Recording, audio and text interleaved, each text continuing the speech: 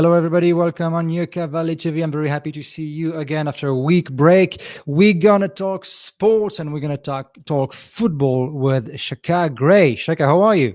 I'm doing good. How are you? I'm very, very good. Very happy to talk to you because I've been reading a lot of good things in the press about your team. And you are the owner of the team, the 29 Palms 29ers, correct? Yes, yes. So when did that adventure start? When did you create? Did you create the team or did you buy it? What was the beginning Well, of the adventure for you? all right. I created the team, and I'm the owner of the team. It first started off, I say approximately 4 years ago. I started semi-pro, and I was just a player. And I was a player living up here in Morongo Basin, just as a small business owner. And then I thought to myself, like, I love the sports, and I love everything that goes around football, and it could really impact the community. And so I thought to myself, the Morongo Basin does not have a football program.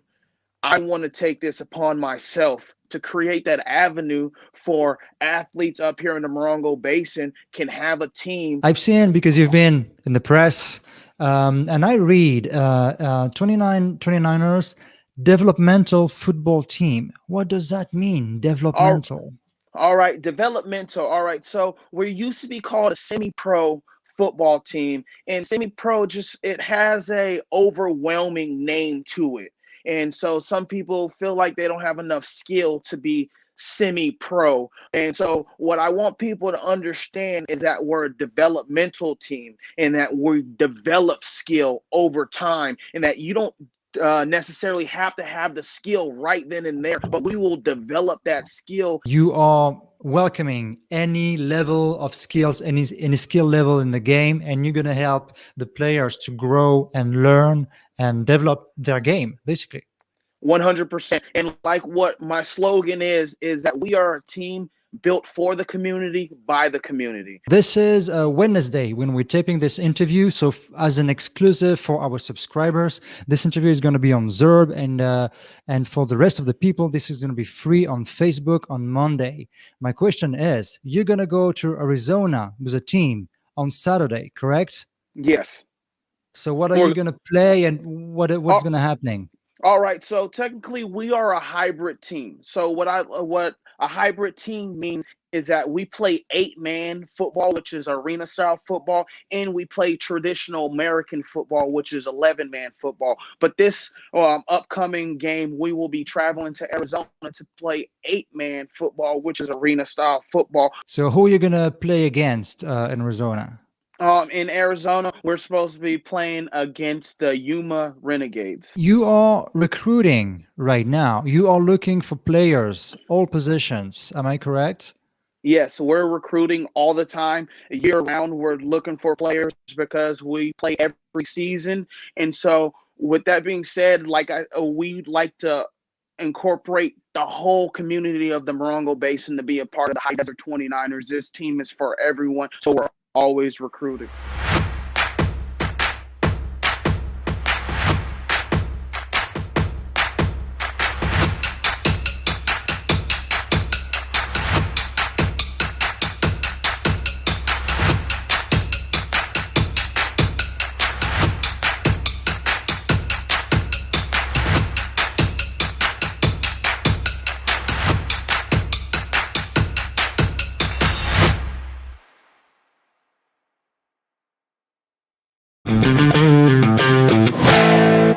What's your take on the current state of the real estate business and the real estate market in the Morongo Basin? I would say a lot of us were surprised. Initially, we weren't sure what was going to happen with the virus, but as it's turned out, it's been just one of the most remarkable markets in history, and it seems to continue to have legs.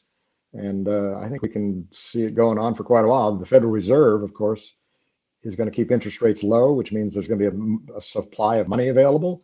And as you know, in real estate, if you were to go to the Federal Reserve site and check out the wealth of America, you'd find 55% of the trillions of dollars that are collectively owned in this country, that 55% of that is in real estate assets. Only Yeah. 45% of that is in financial assets. And so that's going to continue to grow, I think. And I think the market's going to continue, hot as a pistol, as we used to say. for probably quite a while. So it's not too late to get into this market. It's not too late to get into this.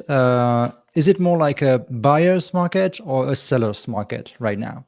I would say, of course, a seller's market because of the inventory. Yeah.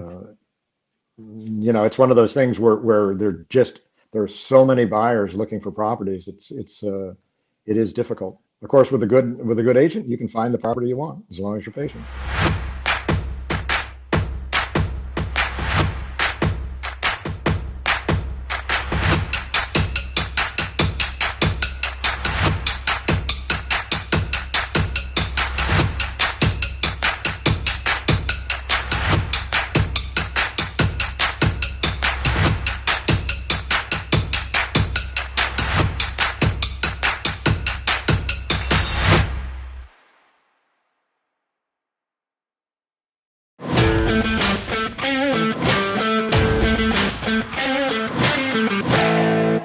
Hello, everybody. My name is Matt. Welcome on Yucca Valley TV. As you know, the governor of California lifted the stay-at-home order. We remain in the county and in the state under strict rules to mitigate the COVID-19 spread. To talk about the situation today in the San Bernardino County and in the Morongo Basin, I'm very happy to welcome the Board of Supervisors, Dawn ROWE. Good morning. Thank you for having me. Thank you so much for taking the time to come on Yucca Valley TV. We really appreciate it. And we are going to try to give some important information to the viewers. So let's start right in. How many cases do we have of COVID-19 right now in the county? So as of today, the county has reported 269,314 positive cases of COVID-19 during the course of the pandemic. Additionally, 1,746 deaths have been attributed to the virus. So it sounds, every time I read that number or I hear it, it sounds a lot. How do we appreciate that number, or how do we put it into perspective? So I will tell you that we have had a significant downward trend in new cases and testing positivity, specific to the Morongo Basin. With the COVID situation here, as we put that into perspective, the Morongo Basin continues to be significantly lower than our more densely populated areas in the county. So if I want to put it very simple, we are not doing that bad in comparison to other places. Absolutely correct. Was it a moment when the Morongo Basin was strongly affected, and is it better now? I think the Morongo Basin mirrors the county as a whole. We just have fewer instances of COVID. So we saw the peak in COVID cases between Christmas and New Year's, and countywide, to include the Morongo Basin, is gradually decreasing. Okay, so that's good. That's good news, basically. It is. So now the stay-at-home order statewide has been lifted. Are we allowed to gather outside, to go to concerts, if they do concerts again, to go to shows? What's allowed and what's not, and what are the restrictions in place in the county? So the California Department of Public Health has very specific guidance for that answer, and it really depends. So specific to music festivals and concerts, those are not permitted when we were in the purple tier where we are now. You have a website in the county, and this is the address.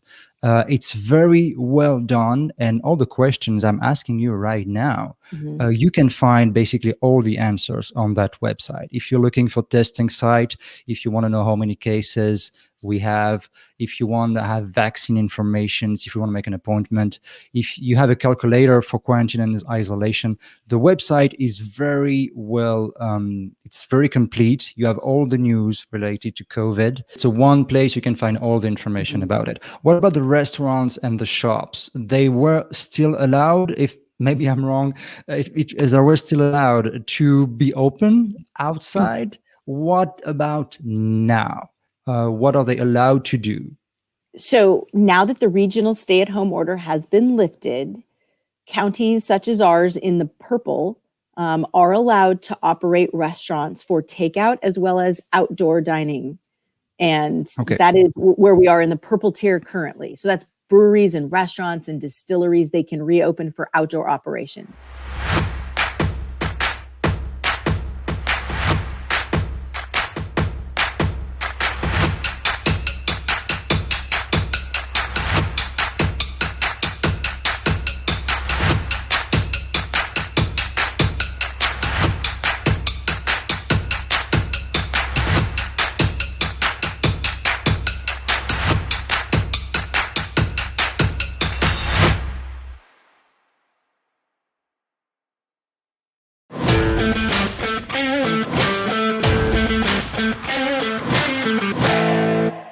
Welcome back on Yucca Valley TV. We are going to talk about the CMC, the Copper Mountain College, once again, because they have so many things going on. And today we're going to talk with Jack Poncegrow. I hope I pronounced that well. Jack is going to talk about the real estate classes they have at the CMC. Jack, welcome on Yucca Valley TV. Oh, hi, Matt. It's great to be here. Thank you for being here. Thank you for taking the time. So CMC has many classes going on, and you have these real estate classes, and you know what you're talking about because you have a whole background and years of experience in real estate business. I do. Copper Mountain started this program up 5 years ago, so it's been going on for a little bit. But prior to that, in terms of my own career, I spent over 30 years in commercial real estate with clients that span from Saudi Arabia all the way to Japan, and invested in 49 of the 50 states. And it's a hot market right now, and lots of people have an interest. And whether you have an interest in taking a course, let's say something as simple as the principles of real estate, you just want to know about real estate. Sure. I'm the real estate professor, and I teach the classes. We offer across the realm 8 classes that will ultimately let someone get a broker's license. There are 8 different courses, and there's one called Real Estate Practice, which helps you if you wanted to be a salesperson. This semester, we're offering Real Estate Principles, which is it's also required for the salesperson's license if you wanted to get that. You have to take 3 classes, and that's one of the 3 that's required. With Real Estate Principles, it gives you a broad brush of all the different disciplines: appraisal, escrows, financing, brokerage, the law. And so it's a great course. It's a survey course across all of the real estate industry. I try on Wednesday evenings to get local experts so you can meet and greet and get access to local appraisers, local mortgage brokers, local brokers. So you get to know them, you can meet them in class, you can ask that question you always wanted to ask in the Zoom session. So once again, we don't come together in person because of the pandemic, but you can come via Zoom on Wednesday evenings. And it won't be every Wednesday evening, but many Wednesday evenings. Can you remind us the time limit for the registration for the people who would like to attend the classes? Friday the 5th of February. Okay. Yes. And then the courses go through May 26th, correct? That's correct.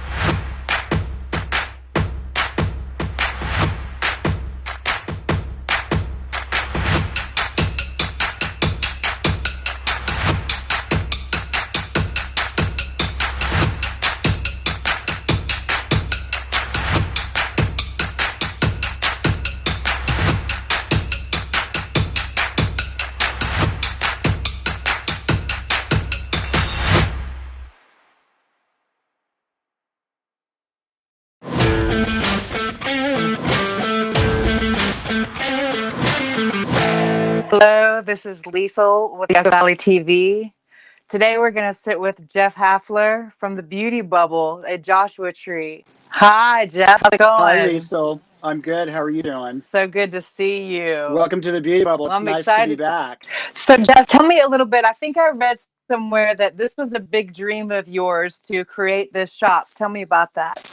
It was. I was a teenager with the dream of creating a roadside attraction beauty parlor museum. And, I really had no idea where that would be. And just by pure magic and luck, we ended up here in the Mojave Desert in Joshua Tree. And it just ended up in the perfect spot. The collection, I looked up and saw that there are over 3,000 pieces in there. Oh, my gosh. Yeah, there are over 3,000 pieces of hair and beauty memorabilia here at the Beauty Bubble. I was a history lover that became a hairdresser when I was a teenager. So I've been doing it for 30 years now, since 1991, and wow. I've been collecting the whole time. And you're an artist yourself, too. You actually have pieces in the San Francisco Museum right now. I do, actually. Yes, I have an exhibit that just opened at the SFO Museum, which is in the San Francisco airport.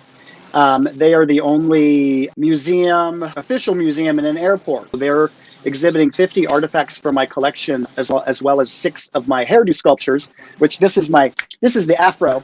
This is the fold-out poster from the brochure they made for the exhibit.